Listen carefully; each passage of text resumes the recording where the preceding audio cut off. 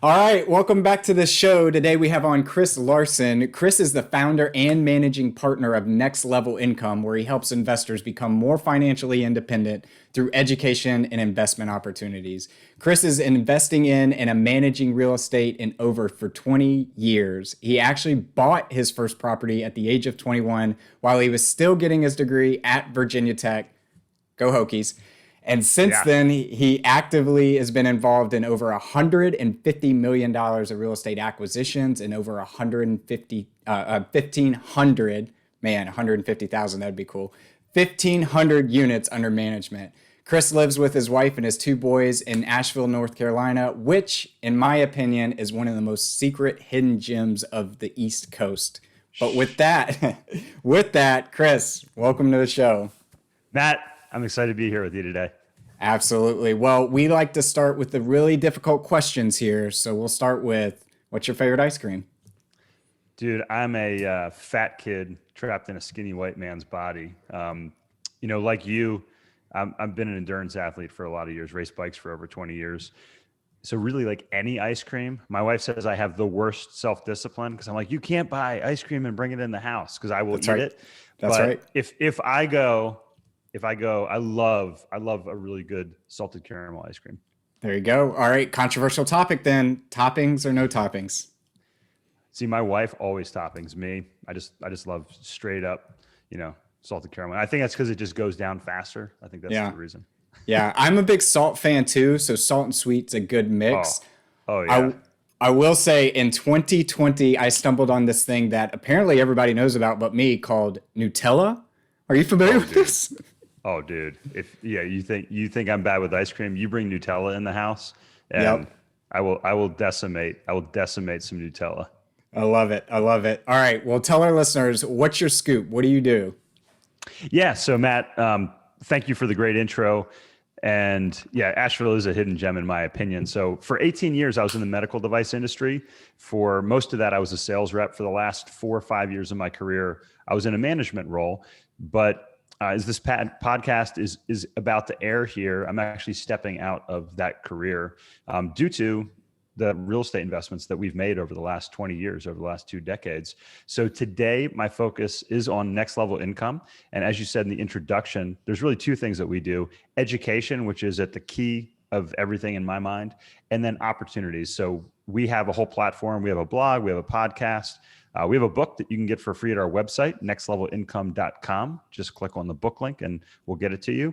And then we have the opportunities. So if you're interested in learning more about those, we can certainly talk about today, Matt. But really, those are investments that people can make to actually provide, these sources of passive income where they can ultimately achieve true freedom. That's awesome. Well, congratulations on your retirement, early retirement. And Yeah, instead I of a like that watch, word. yeah, and instead of a watch, I hope they give you a nice salted caramel scoop of ice cream. There you go. I'll settle for that. There you go. There you go. Well, most of the time we like to dig right into the real estate journey, but I think you have a super interesting backstory of how you got into real estate and some of your history early in life that I kind of want you to tell our listeners about, and then I want to ask a few questions about it. Yeah, certainly, Matt. Yeah, so I think we were talking a little bit before the show.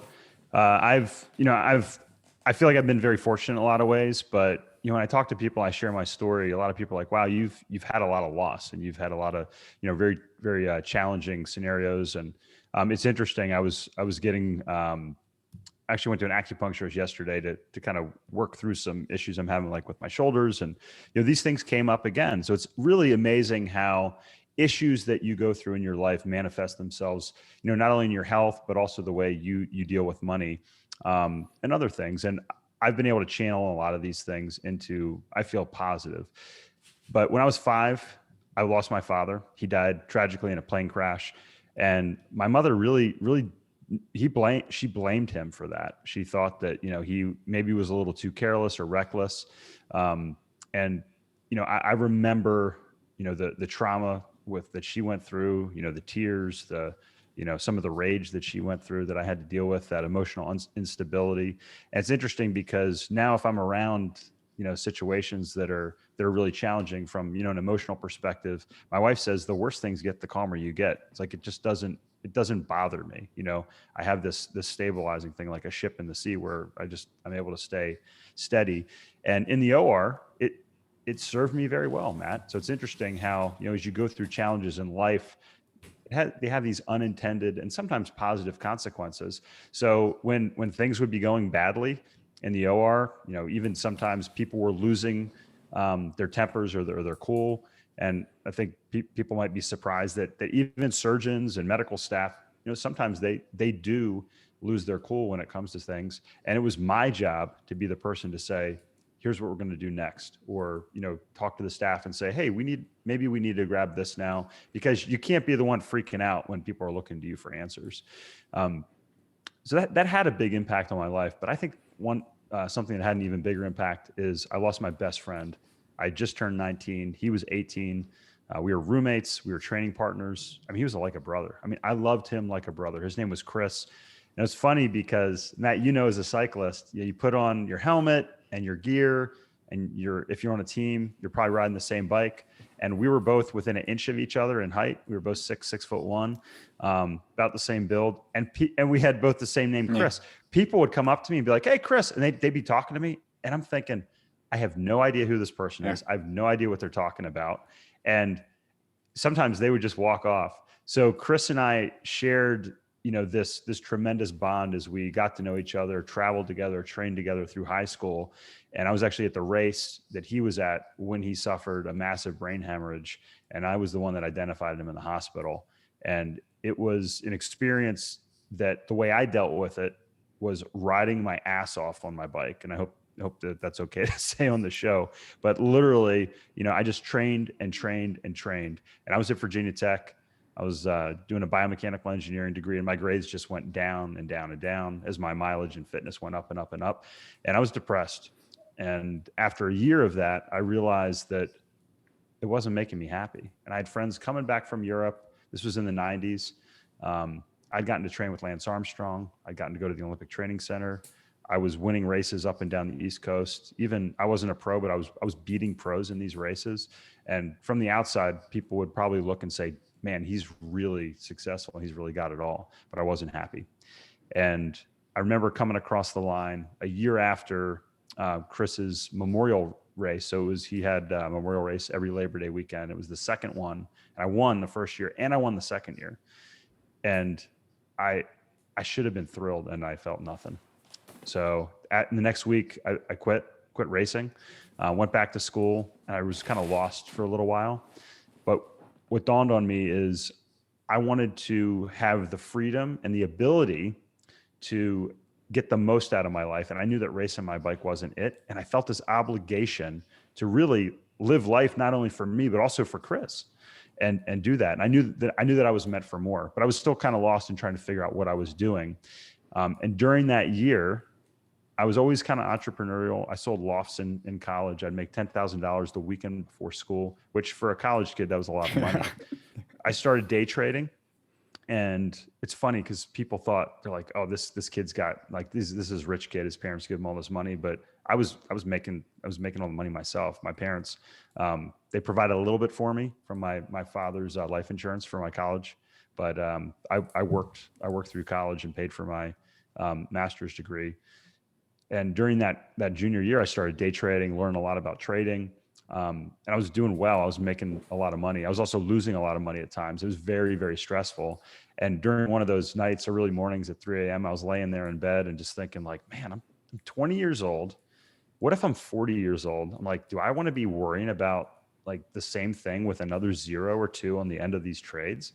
And I'm like, man, there's got to be a better way. And I was reading all these books. I started to get into finance. I was like, man, I'm going to go to Wall Street. I'm going to like trade on Wall Street, and kind of got, I started this, kind of infatuation with finance and Wall Street. And as I learned more, I started to learn about real estate as an investment vehicle. And the end of that year, I bought my first property at age 21. And that was really what kicked it off. And I came to love real estate because, even with $2,000 or $3,000, which is what I started with in real estate, I was able to buy a property that was worth 6 figures. And then I bought the property next door at a $10,000 discount because I got to know the owner. And I thought, wow, this is cool. I can actually have some control over the value of the real estate. I can fix it up and I can leverage it. And wow, the bank will give me more money based upon this value to go buy another property. And my parents had a few rentals that they, just single family rentals that they paid off. So I thought, man, if I can buy enough properties that have $10,000 a month coming in, and I can get those properties paid off, $10,000 a month, that's plenty to live on. So that was my original plan, Matt. Yeah, so there was a lot there, and I'm sorry to hear about some of the tragedies you've experienced, and something that I talk about, but I don't really go out there and promote is I actually lost my sister 2 years ago as well, and Whitney suffered from Down syndrome, and she passed in my mother's home, and for any parent to have to bury their kid is a tragedy. For them to find them dead in their own home is a separate tragedy. And 2020 has been a heck of a year for a lot of folks, and I don't know if we're still out of the woods yet. What kind of advice can you give to somebody listening right now that's going through some of these difficult times to kind of stabilize the ship, as you mentioned? Yeah, I think it's different for different people, and I think frankly, I think it's harder for people that haven't experienced as much trauma or tragedy or hardship in their life. I think in a way, it's a blessing to deal with challenges early in your life because it gives you a certain skill set, and maybe it even calluses you, would be kind of a less elegant way of saying that. But it definitely depends on the individual. What I focus on when things get tough, and look, I still deal with a lot of different challenges on a regular basis. I have 2 young boys. I have a wonderful wife, but you have family, you have friends, you have business things, you have different stresses, good and bad, that you deal with. I think you need to go back to your routines. And so my younger son the other day, he's like, I don't feel good, Dad. And I'm like, man, you're not eating well. You're playing video games, you're watching TV, it's been cold out. Like you're not playing soccer right now. I was like, you don't feel good and you're acting like somebody that doesn't feel good. You're just laying around like you're sick. And I said, what you need to do is you need to get up and you need to go for a run and you need to eat something healthy, and not eat any sugar and junk for the next day. And the next day he's like, hey, Dad, I'm feeling better. So I think, act as if is one of my favorite things to say. If you're going through a challenging time, get back to the routines that you have when you are at your peak. So if you want to be at your peak and you want to be a successful person, start acting like one. That means don't hit the snooze button. Don't sleep in. These are things that, are shown to correlate with depression. If you normally get up at 5 o'clock when you're feeling really good, get up at 5 o'clock, even if it sucks that day. Put down the alcohol. This is something I did recently here. Matt, you and I have been talking about this. Put down the alcohol for a while. When I'm having a tough time, it's really comforting to grab a drink and just, it's relaxing. I make a cocktail while I'm cooking, but then it's like, oh, you have another one. You just kind of not have to worry about things.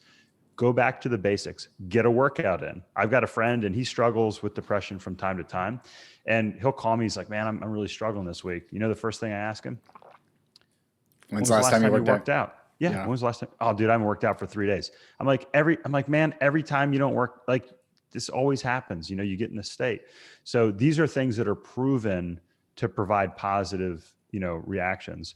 And then the other thing is make sure, we talked about this, a week ago with some of my coaching clients. Have an inner circle that you trust, but also an inner circle that gives you energy. That Jim Rohn says you're the average of the 5 people you spend the most time with. I like going to CrossFit. I actually don't like going to CrossFit because of the classes. I like to work out pretty intensely by myself. I like going to CrossFit because of the positive energy from people around you. People are saying, hey, good job, and work out, and it makes you feel better. So again, go back to the basics, get up on time, eat well, exercise, and go, be around the people that are going to support you and give you energy, no matter what you're dealing with, big challenges or small challenges. It's almost too like when I go through those little funks or things like that, the things that I don't really feel like doing are the best things for me. And what I specifically mean about that is walking around the block, spending time with people usually gives me energy, even though I'm an introvert during times like that. Eating healthy, even though I want that bowl of ice cream or that pizza or something like that. But it's a control the controllables kind of thing. And before I graduated college, I coached a football team for a while, for a couple of years. And one of the things that the coach really talked about is, in a football game, the reason why a football is the shape it is because when you drop it, you never know where it's going to go. And that's a symbol of life. And that what we were trying to teach these kids is, you're going to go through ups and downs. You can't control the fans. You can't control the call. You can't control which way the ball is going to bounce. All you can control is your effort and your attitude. And to your point around working out, putting yourself around a positive environment, if that's not something you want to do, it's still, chances are, the right thing you need to go do. So I don't know. I as we've gotten to know each other, it's a super interesting side of your story that I think maybe a lot of people can't relate what it's like losing a father at such a young age, but they can relate to going through a difficult time or things like that, especially coming from 2020, where implementing some of these will help you get back on track and help you go achieve your goals. Yeah, and that's, focus on the positive. We again, kind of going back to like what I work with my clients on, focus on your daily habits, and that's where success comes from. It comes from habits. Yep. I mean, that's the thing, especially like as an investor. If you're listening, you say, hey, I want to be a successful investor. I want to have this. It's the compounding effect. And the things you do in your daily life compound for you to achieve success as well. So I think that's huge. And then also having goals. Dan Sullivan, a strategic coach, he says, always make your future bigger than your past. And I was sharing this with somebody. I said, when you make your future bigger than your past, it gives you energy. That's why you said retire earlier. And I was like, I hate that word. I think that's why retirement's so detrimental, because your future's smaller than your past. Yep. You're going to have less money. You're going to spend less money. You're going to not do as much. That doesn't excite me, but if you have things, you're like, oh, I'm going to retire. I'm going to coach. I'm going to read more books. I'm going to watch more TV, more shows like that are educational, or, that I've been putting, on the back burner. I'm going to exercise more. Like, you can twist the concept of retirement to being more than your past in a positive way. So even that can help transform your mind. It's like you're graduating into something better. You're graduating onto the next thing. Yeah. Indeed. Yeah, absolutely. No, I love it. Like I said, I just wanted to kind of touch on that because that's an interesting thing that I think can help a lot of people right now. And look, if you're going through it, I had a coworker actually, sadly take his own life 2 days ago. And that was so difficult to hear, but 2020 was a tough year for a lot of folks. And just know that if you're listening out there, there's a lot of people going through something similar, and there's people out there that love you and want to be a part of your success. So don't be afraid to phone a friend in those situations. Switching gears on you and going back to something positive. So you started investing in real estate at the age of 21. You bought one property, you bought the second, but eventually you kind of grew into multifamily. First, before we get there, I want to know, how did you go from day trading stocks, making $5,000 a month, to real estate? What were some of the differences? Why did you not want to keep going down the stock market path? So I saw the losses as well. So, the stock market cuts both ways. And, the late 90s it was a lot like today, actually. A very volatile time, and you can make a bunch. You could also lose a bunch. And even with the strategy, it was unsettling to see some of those swings. And trading, in my mind, I think there's two ways you can do well in the stock market. It's from an active strategy where you're trading, either, swing trading over kind of like some longer trades, or even, doing some shorter trades on a daily basis, or you can look at the value side of things, and you can dollar cost average in, you can buy in over time, like Warren Buffett. I think you can do one or the other. For me, I thought, okay, if I'm going to apply my time and my effort and build a knowledge set, what do I want to do? And I've always thought this way, Matt. Even when I was like young, I was thinking about, should I race bikes or should I play baseball? And I thought, you know what? I want to race bikes because I'll probably ride a bike longer and it'll be more social, when I'm 20 or 30 or 40 than baseball would be. And I was talking to somebody one time and they're like, that's not normal. Like, what 13-year-old has that thought? I was like, I don't know. That's just the way I think. A really smart one. Well, it's, we think in different ways. So when it came to investing, I thought, man, you're going to have, you already started to see some of the early signs of this high frequency trading and algorithms and machine learning and robots. And I thought, man, I love Michael Lewis and all his stories about Wall Street and trading. But I thought, well, if I'm going to build a skill set, if I build it in real estate, that's probably going to serve me over a longer period of time and than the stock market. And then the other thing, so I have an MBA in finance. I almost got a PhD. It's in portfolio management. And there's something called variance drag. And what that is, if I ask you, what is the average return of a stock if it goes up 20% one year and then it goes down 10% the next year? What's the answer? 15. Well, it's 20 minus 10, right? Yeah. And then so down up 20, down 10. So you subtract them, you get 10, you divide by 2. So it's 5%. But if it goes, that's not the actual return, because if it goes up 20 and drops 10, you end up getting a very much lower return. And maybe even a better way would be, if it goes up 100% and goes down 50 the next year, you end up getting a 0% return, even though the average is 25. That's variance drag. That's the geometric mean. So if you look at that over a long period of time, what happens is investments that trade or that perform within a narrower range that are more stable actually outperform. So real estate, where you have half of the return coming from income and half of the return coming from appreciation at say 15%, versus a stock that's at 15%, but it goes up 30%, down 30%, up 10, down 5, you're going to have more money at the end of 20 years in real estate because it's more stable. So again, I thought, okay, if I'm going to build this skill set and I'm going to have a more stable investment, I'm going to prefer that. 100%. And I love the idea of stability. I told you earlier, I'm a little tired today, so I missed the 15 and the 5. I couldn't do math that quickly, but the concept I don't even know if I did it that right. The concept of if something grows 100% and then loses 50%, you're still at the same amount you were 2 years ago. However, Wall Street will tell you we average 50% return. And I think that's a key point, because a lot of things that people hear about in the stock market is the average return is 7 or 8%. But some years that's not going to be the case. And it's not a true stabilized 7 or 8%. So I think stocks definitely perform a role in a portfolio. And I definitely have more than 30-40% of my portfolio in equities. So I'm not bashing stocks, but there are other ways to skin a cat. It is a strategy, not the strategy. And so if you think about the long term, I love your point about real estate there. In your book, Next Level Income, you talk about the idea of the Holy Grail in real estate. What is the Holy Grail? Can you tell us a little bit more about that? Yeah, so I kind of stole this from Ray Dalio, who I have a lot of respect for. He may be the most successful investor. A lot of people talk about Warren Buffett, but if you're not familiar with Ray Dalio, check him out. Check out his book Principles.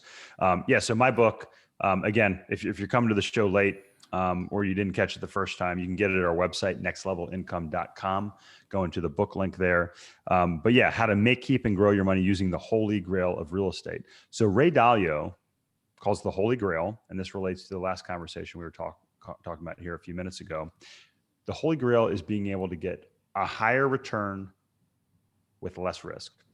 And if you look at real estate, specifically cash flow real estate, income producing real estate, commercial real estate, it gives your portfolio the ability to have a higher return with less risk. Why would you not want that?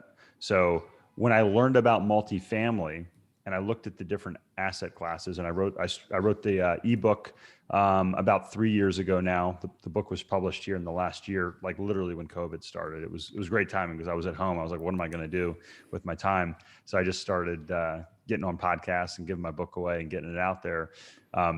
But I learned that multifamily was one, if not the most stable asset within commercial, and having that income producing ability with an asset class that always has a demand. People always want a place to live. And then going and saying, even narrowing it down further, what our group focuses on is high quality assets that are already stable and producing income, but have a value add component. And what this means is these are properties built in the last, say, 20 years, Matt, that need a little bit of love, maybe $5,000 to $10,000 per unit. And that allows us to bring the property up to a higher level. And what that means is if you're living in that property and you're paying $1,000 a month in rent, and we come in and say, hey, Matt, we're going to put in new granite countertops, we're going to have wood floors, maybe we're going to provide high-speed internet. And, for all these features, it's going to be another $200 a month.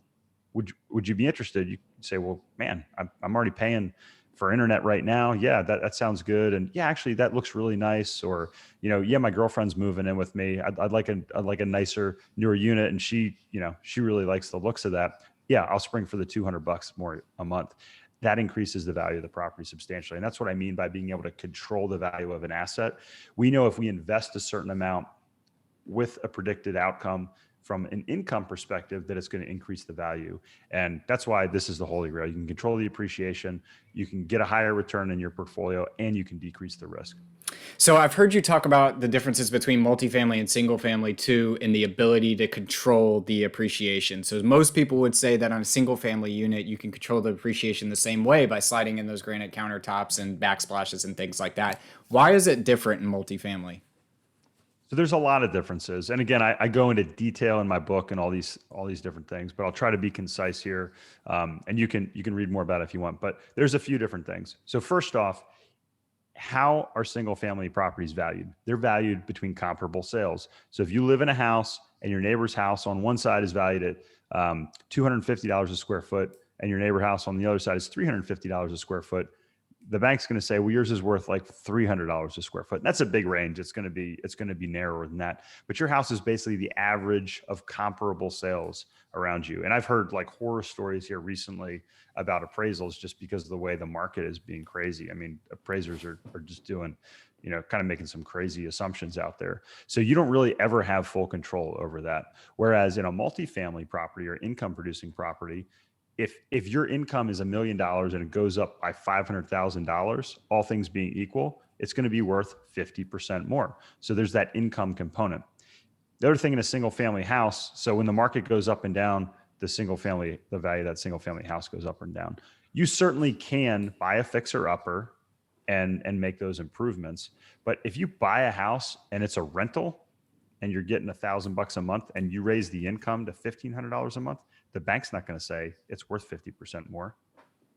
They might say it's worth less if the market around you has gone down. So that's a very different thing. What we have in the commercial space, in the multifamily space, is a thing called cap rate, and cap rates go up and down, and that is a component of the commercial space. But cap rates typically are going to go up and down within a range on the 10-year note or interest rates.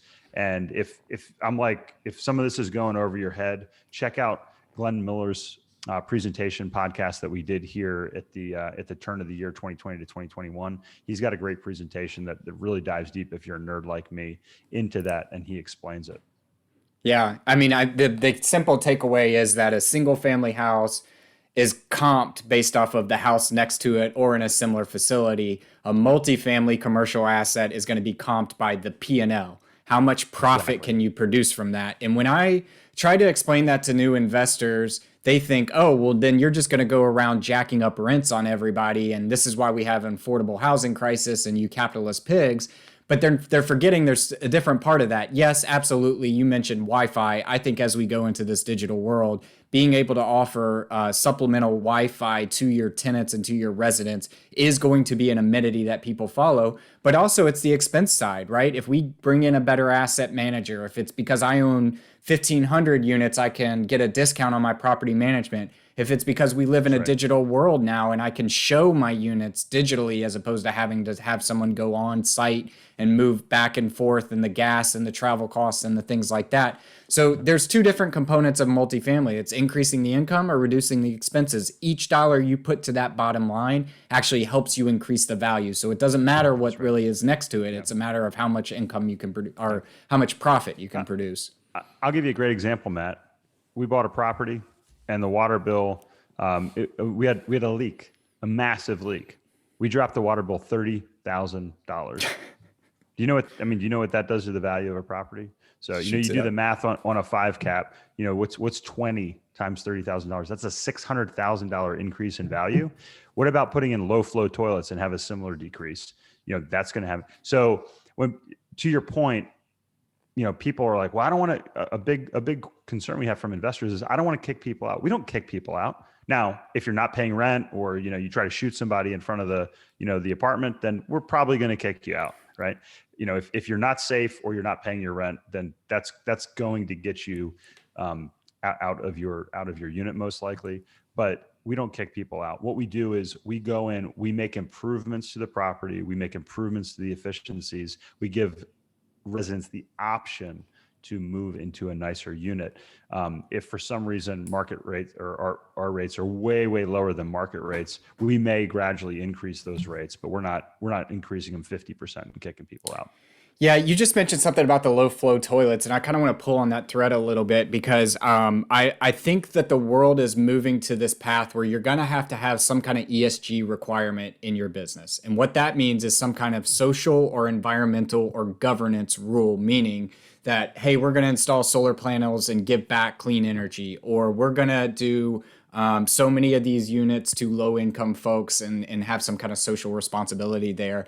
Fannie and Freddie are going to start inserting those as requirements for the non-recourse agency debt. And I think that's going to be a standard across the board as we move into the new administration and future. How are you seeing that play out in your properties? Are you all doing any of that today? Do you have any kind of ESG statement that helps you qualify for loans? Talk to us a little bit about that. Yeah, typically it's done on a property by property basis. So agency debt, GSE. So you have Fannie Mae, Freddie Mac, and they will give incentives they'll do green lending. So if you meet some of these requirements for water savings, for electricity savings, they'll give you a better rate. And I'm a fan of that. I think we should encourage it. We have this public-private partnership, or even, they have these semi-quasi, public agencies like Fannie Mae and Freddie Mac. That's a really positive thing. I agree. I think we have to be very careful when it comes to some of the affordable housing things. There's some unintended consequences there. But yeah, I think we're already doing it. I think we're going to see more. And what's going to happen is if the playing field is level and you have those issues that are across everybody's properties, then yeah, you're going to have to play in that space. I think one thing you have to be careful of is if you have a 200 unit property and 50 of those are affordable, so they're not market rate, the other 150 are going to go up. Mm-hmm. And I think what you see in these markets where you have, rent caps and, controls on that, what happens is the gap gets bigger and bigger, and eventually that gap's so big you can't jump across it. And that's something that we have to think about as we make these policies. I'm not claiming to be the expert, but I'm a huge fan. I'm always looking for ways to make housing more affordable and different options. I've looked, I know it's not the topic of today's show, but we have to be considerate of some of those unintended consequences. 100%. And I think what you'll see in those rent cap areas is investors kind of be a little tentative about doing a repair. And then all of a sudden, one repair leads to another repair that gets lost. And you've got a Flint, Michigan kind of situation where you haven't updated the water pipes in forever and unintended consequences happen. I guess what I would say to kind of close that conversation is everybody listening has an issue that they care about, whether that's clean energy, affordable housing, making sure we're doing diversity across an inclusion of the rest of society that historically has been left out undeservingly, right? We're moving into this world of your dollars matter, right? Absolutely. You as a capitalist in America get to vote with your dollars. So what I want people to understand is that when you're making those buying decisions, when you're making those investing decisions, whether you're investing passively or actively, find somebody that aligns with the things that you care about and go invest Absolutely. with them, because those people like yourself who are raising funds to go do this, they're looking for investors, and you might have something you specifically care about. They might have something they specifically care about. Go marriage that together. And that's how we can make differences in society, in my opinion. But no, I think that's huge, Matt. I'll piggyback on that.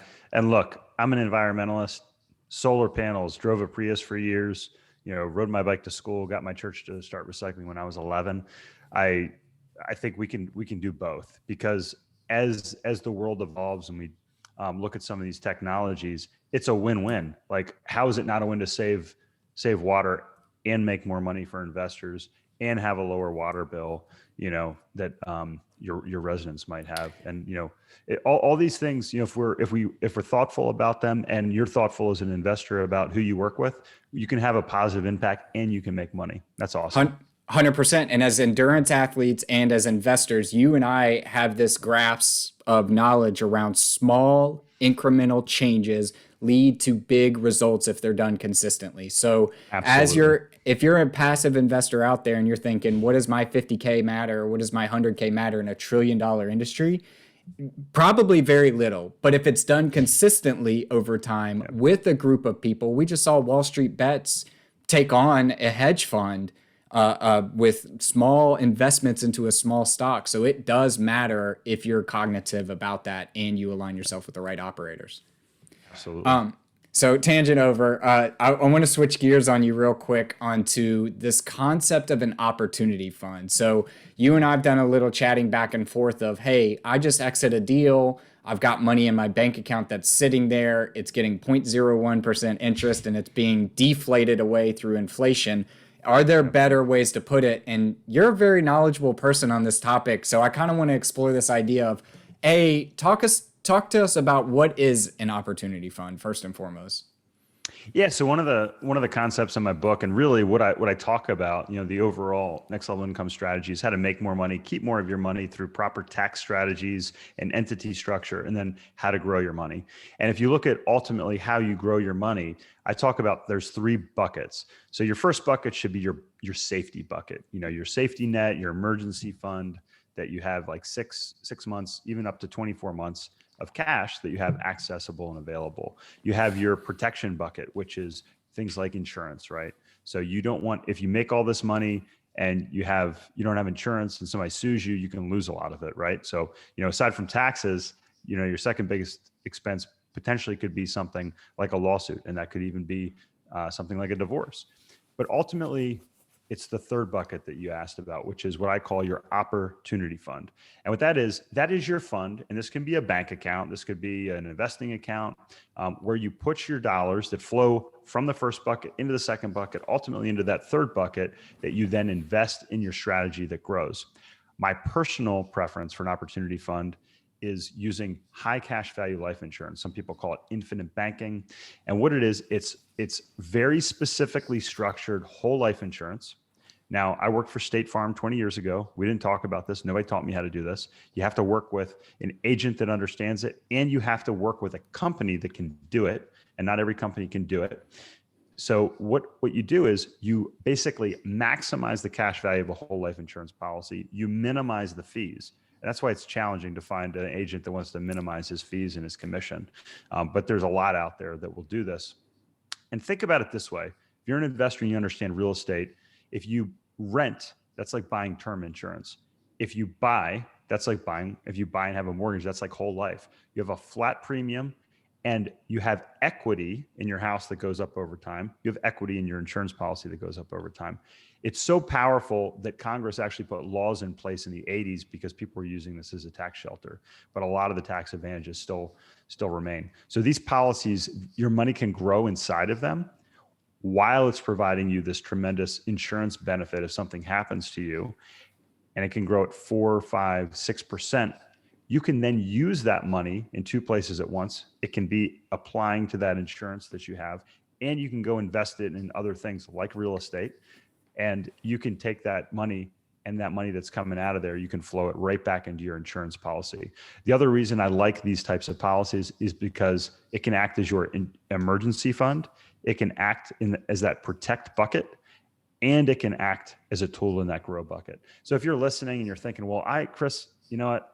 I do term, my advisor told me that I should buy term and invest the difference. Listen, this is how poor people invest, Matt. If you think, oh, I want to be a millionaire, you're going to be poor. I got news for you. You got to think like $100 million person thinks. $100 million person, centimillionaire, not a millionaire anymore. That's old advice. The ultra rich have a lot of cash life insurance. The people in Congress have a lot of high value cash life insurance.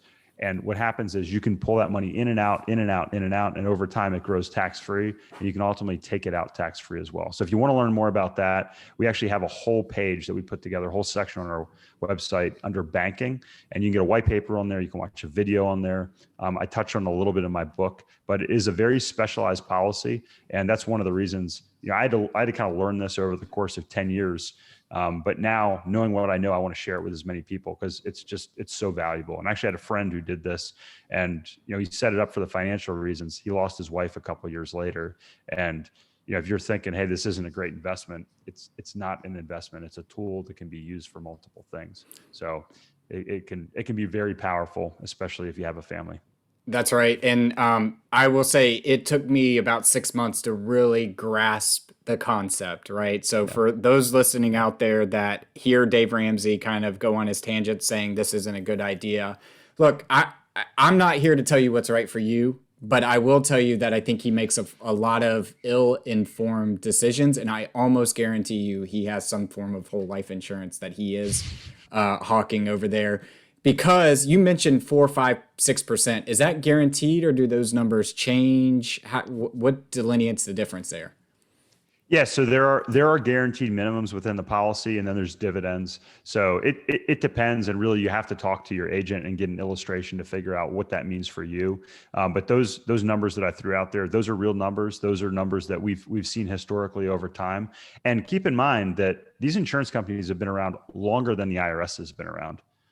And when the great financial crisis happened, you didn't hear about insurance companies like blowing up. Like these life insurance companies are still there. I mean, they are very stable. They're run by super smart mathematicians, actuarial scientists that are figuring out the numbers using laws of large numbers. And it's really amazing if you look at it. It's very simple, but it's very powerful. Yeah, I just kind of want to pull that because when you say 6%, but we just said that the average stock market makes 8% and cash flowing real estate makes 8%. The key thing there, I think, though, is tax free, right? If you get an 8% return, on a stock trade and a 6% return in a cash life insurance policy, ultimately they're about the same when you pay the taxes, right? And the fact that it's protected from liability, you can loan it and have it going and growing in 2 different places is key. I'll just give a quick example because, again, I found out this probably 8 months ago, and it did take me a while to kind of learn it. But when you start hearing about Disney, the Rockefellers, Sears, people like that using it, you see the power. Here's the power I saw. Is people get caught up on this wheel of 6% and I don't break even until 7 years in and all this kind of stuff. I found a home in Chattanooga for $60,000. That was a wholesale deal, but I had to make a decision in 2 days. Well, I didn't have $60,000 in my bank account at the time, and I wasn't going to liquidate the savings that I had and take out some of my stock market to make this move. So what I did was I loaned money from the policy and then used my income from the property and my income from my W-2 to funnel it back and pay myself. It was a quick transaction that would have not happened if I had to go through the bank for a loan and things like that. And what we saw in 2020 is equity line or credit lines froze up. And this is guaranteed that you can loan yourself the money. It's written in the contract, and no government can come in and delineate the contract language. So, it's a binding contract, Matt, and it's really, again, you don't listen and be like, okay, just go educate yourself on these things. If you look at historical rates of return for investors in the stock market, the actual returns for investors, what they actually get through their behavior is typically low single digit. So, if you're looking for something in your portfolio that's stable and you're an investor, this is a strategy you need to look at. And this is why I actually rewrote my book and put this chapter in chapter 3 called Your Opportunity Fund. That's awesome. That's awesome. So I want to switch gears into one last little topic here since we've got you is I know you're a big data analytics demographic person. Is there anything you're watching from a demographics trend or trends in real estate or trends in investing that you can kind of give us your insight to? Yes. So the reason I got into medical device was because of the baby boomers. So I said, hey, the baby boomers, they're getting older, they're active, they're going to need medical implants, new knees, new hips, these things. So very stable industry. The reason I moved to the Carolinas, specifically Asheville, North Carolina, is because I knew people were moving to the Southeast. So I just wrote a topic on how geographic arbitrage. You can go on our website and check that out. I'm not going to go into all the details now. So then I said, okay, Chris, as we get into 2020, 2021, and we're going into this next decade, what are the trends going to show? So I think we're going to see a couple things. One, millennials are going to form households. So we're going to have to look at kind of what the millennials are doing with the households. And we're starting to seeing some of those ramifications here in the crazy housing market that we're having. They still have a lot of student debt, which is why I'm still a fan of multifamily real estate. But then you need to look at the demographic trends of baby boomers and their parents. As they age, I think the need for medical office space, for senior housing is going to continue to increase. And you talk about an affordability issue. There's going to be some serious issues with affordability for caring for these seniors. So I think there's going to be a big opportunity in those spaces going forward. So my prediction for this decade is watch senior housing, watch medical office. Love it. Love it. Well, I want to switch gears into our last round of the show, and it's the 5 questions we ask everyone. I'll start with, what is your favorite book, or what is something you're reading right now that's just kind of interest you? Yeah, so I am finishing up Money Mindset, and it's Mind Over Money. I apologize. It's called Mind Over Money, and it kind of talks about, like we started the show off, how your relationships with your parents and things that you've gone through in life, they affect your money. So if you feel like you're not making the best money decisions in your life, Mind Over Money is a great book to kind of explore some of that. My book of the year last year was called Lifespan. So I would say that's my book of the year. And it is written by a man called David Sinclair. And he talks about how aging is a disease. It's not inevitable. So read Lifespan. It will change your mind. It will change your outlook on life. And if you could live another 20, 50 years, how would that affect your life and what you could achieve in this planet? I love that. You gave me that recommendation a while ago and I read that, and I would definitely say it helps with the mindset shift of like getting clear on what you really care about, knowing that you're going to live to 123, because he says 122, knowing that you're going to live into your 120s. How do you start living differently today? Yeah, The next one, the one is, I believe that the person you are in 10 years is directly correlated to the things that you do every day. What is something that you do every day?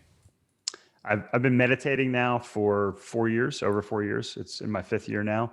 And I was just listening to, actually, I think it was Mind Over Money that was talking about how meditation can actually retrain and change your brain and wire you for happiness.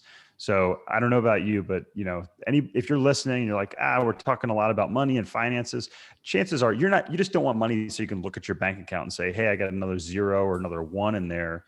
You want money to do something, and we all want to be happy. We want to be free. We want to be happy.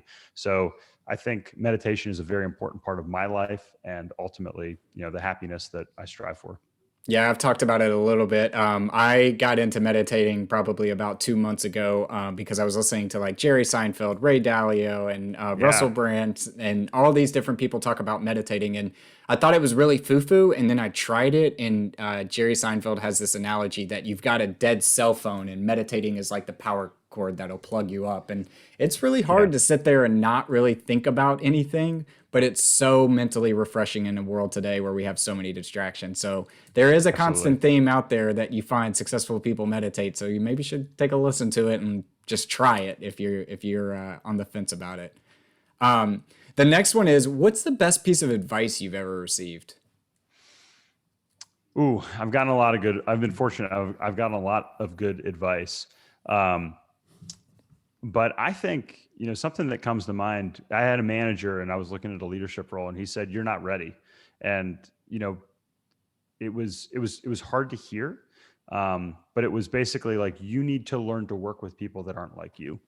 And I'm a very driven individual. I used to teach DISC personality profiles with the sales reps, and I'm like a straight D, like 100% D. So I'm a driver. I'm data oriented. I'm results oriented, and sometimes it's challenging for me to relate and work with other people. So learning how to communicate better with other people, understand people from their perspective, meet them where they are, was huge for me. It totally transformed kind of the way I communicated, the way I sold, the way I trained, ultimately moving into leadership and a management role. And that was about 7 years ago. So that was some of the best advice I got, not only for my career, but probably also for my family and friends. I love it. I think 2020 fractured a lot of different parts of societies inside of America, globally, red, blue, all this kind of things. And there's 7 billion people on this world, and we are all in Yeah, it together. that's Right. right. That Absolutely. until Elon Yeah. lands on Mars, we are in this thing together. So finding a way to And that's connect with happening. people. Yeah. Finding a way to connect with people is huge. And it's a skill set, right? As robots continue to automate things and things like Yeah, that, a differentiating skill set will be your ability to connect with people. So, absolutely. what is the thing that you're most proud of in your life? Being a father. And my boys. So I don't know. Time will tell if if I continue to be proud. But really, I write this in my life vision. And the last line is, basically I want to be the person that my boys are proud of. So I want to be proud of them, and I want them to be proud of me. That is really the driving force, and that is the prism, the lens that I look through everything. I say, what, I want to always be proud to tell my boys why I took a specific action. And if I can't look at them and say, hey, I'm proud of this, then maybe I shouldn't be doing it. I love that.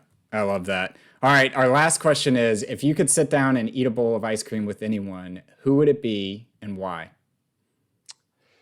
I've read a lot of Tony Robbins stuff. I've taken a lot of his courses. I I would love to eat a bowl of ice cream with Tony Robbins. One, because of just the force and energy that man is, and just some of the stuff he's done in the last years, like around money. He jumps in a cold plunge every morning. So I've been cold plunging almost every day here for the past few months. But also, I don't think he eats a lot of ice cream. So I think that would be pretty cool to be like, not only did I eat something with Tony Robbins, but it was ice cream with Tony Robbins. Yeah, well, the size of that man, it must have to be a lot of ice cream. I had no idea he was like 6'7". He's huge. There's a great movie scene where he's in the elevator with Jack Black, and he grabs his head and he's like, "Let go of me, banana hands." I mean, that guy, yeah, his hands are like a freaking bunch of bananas. Amazing. Yeah, I've recently started listening to some of his stuff in the morning, and I mean, he's very thoughtful, very energizing, very inspiring with a lot of his material. So I love that answer. Yeah. First one to say that answer too. So, where can our listeners find out more about you if they wanted to get your book, learn more about you, and connect? Yeah. So no, again, I appreciate the opportunity, Matt, to share with your audience. And I mentioned a couple times, nextlevelincome.com. It's nextlevelincome.com. Again, you can check out our podcast or blog. We talked about the banking, and then obviously our book. You can get it for free by clicking on the book link. Awesome. Well, Chris, fantastic conversation. Thank you for sharing your insights, and look forward to having you back on the show. Matt, enjoyed it immensely. Thank you so much. All right.